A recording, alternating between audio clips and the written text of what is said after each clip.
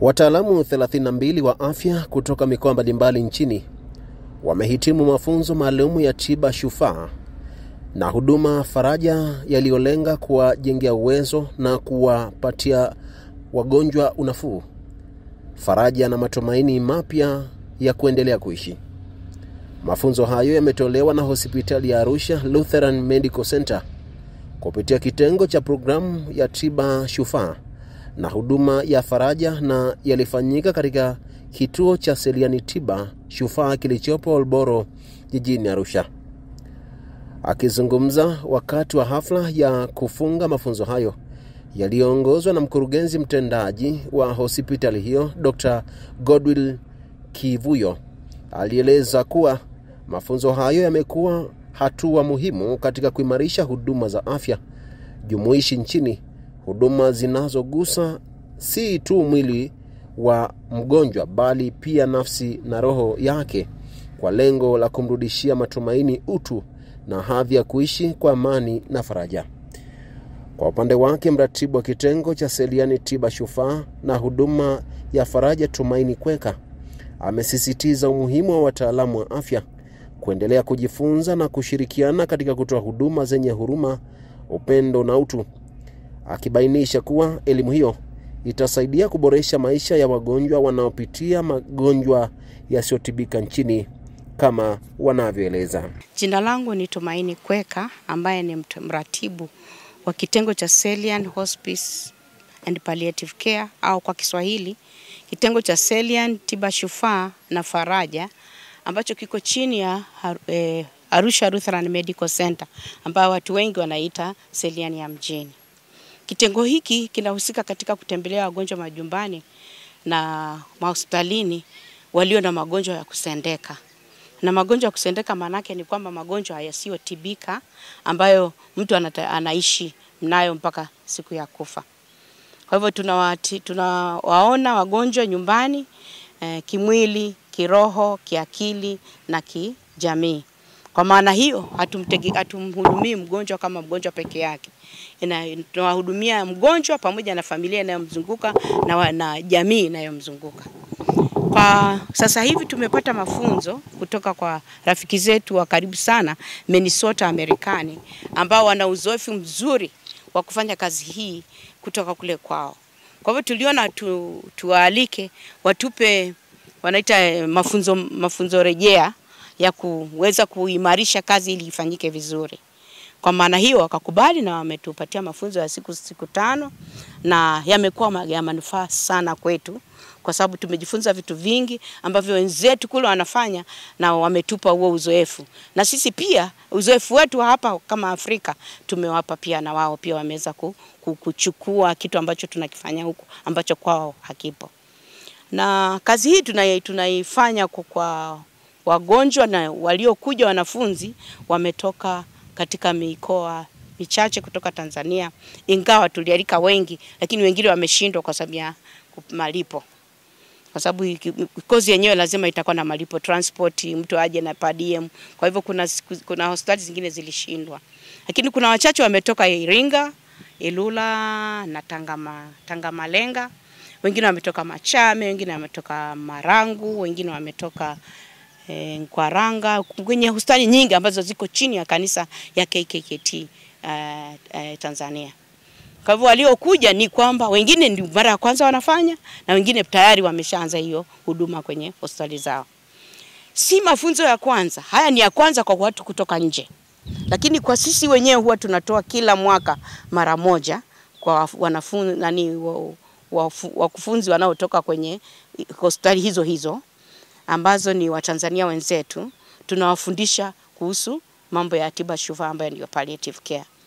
Hapa kwenye kituo hiki tuna watu ambao wamesomea taaluma hiyo kama specialist nahitaji wataalamu ya borezi. Mimi nikiwa mmoja wapo ambaye ni mmoja wa kuwafundisha hao wanaokuja. Na mafunzo haya yameanza tangu 2011 mpaka leo tunaendelea kufundisha kila mwaka mara moja kwa mwaka.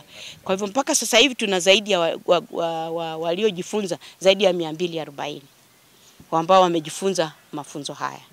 ila haya yaliyokuepo, kuna walioanza tu mara ya kwanza na kuna wengine ambao tulikuwa tumewafundisha, lakini yalikuwa ni mafunzo rejea, kupata uzoefu na wenzetu wanafanya nini ulimwengu mwingine.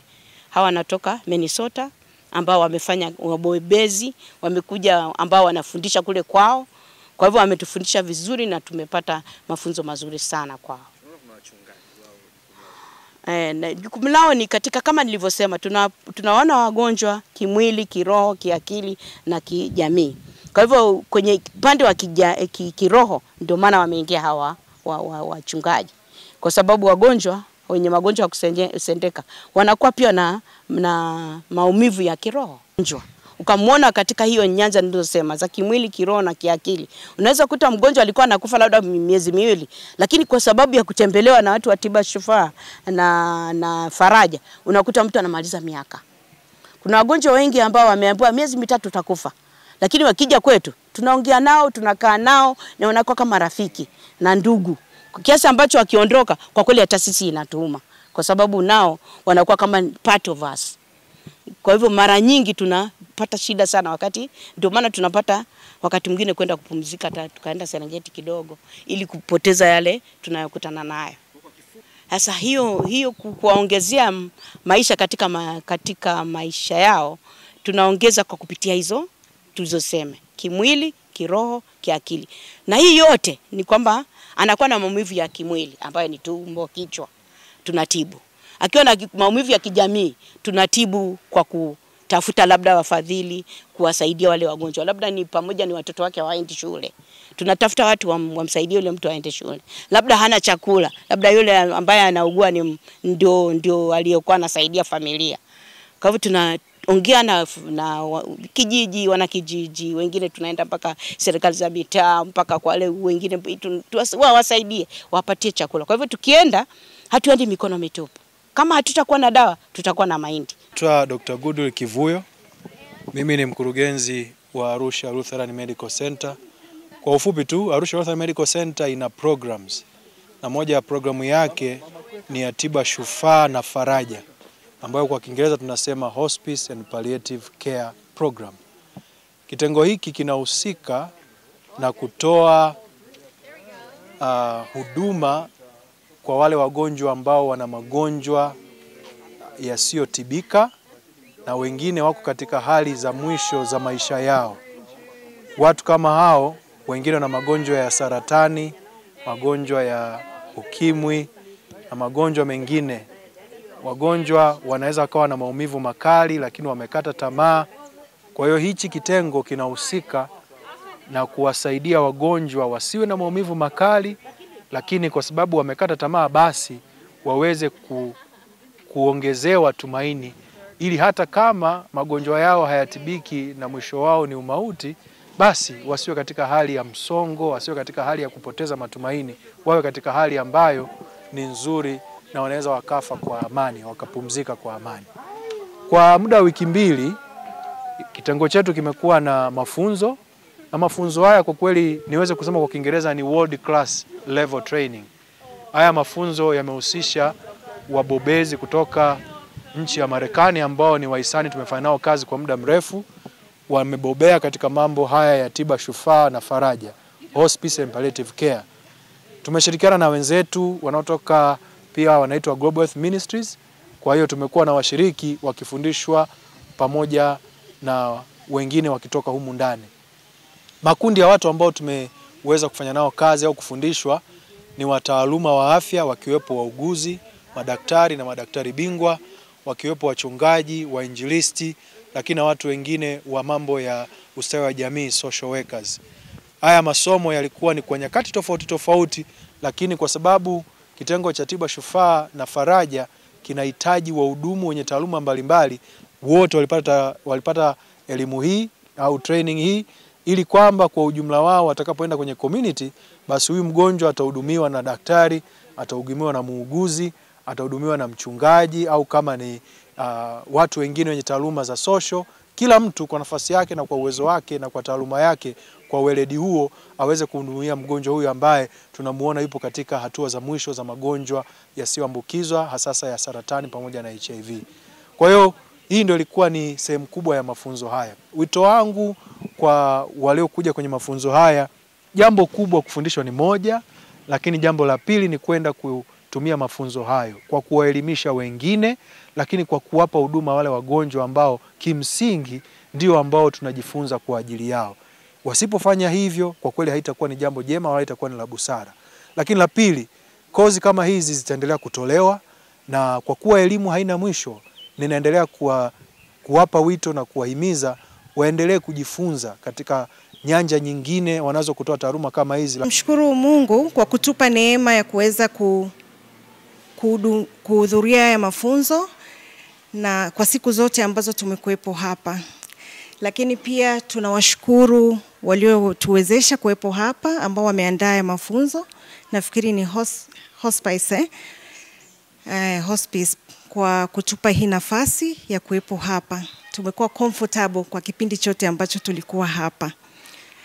Tunashukuru pia wawezeshaji wetu ambao wametoa muda wao kwa upendo kabisa, wametoka mbali na kufika hapa kuweza kutupa mafunzo mazuri. Kwa kweli yana umuhimu mkubwa, lakini kwa kipekee ni jinsi ambavyo wametumia zile method katika kutufikishia ujumbe. Wamekuwa very creative, wamekuwa very friendly na wameweza kutuchangamsha. Kuna wakati tunakuwa so emotion kutokana na sessions zilizokuepo, lakini wamejitahidi kutufanya tuweze kuwa active kila wakati. Imekuwa ni sessions za uponyaji kuanzia kwangu mimi ambayo tumepita katika nyakati ngumu, lakini ninafikiri pia kwa wengine walioko hapa imekuwa ni sehemu ya uponyaji. Sasa basi wito wangu ni kwamba tunaomba tushirikiane ili tuweze kuyatumia vizuri haya mafunzo tuliyopata.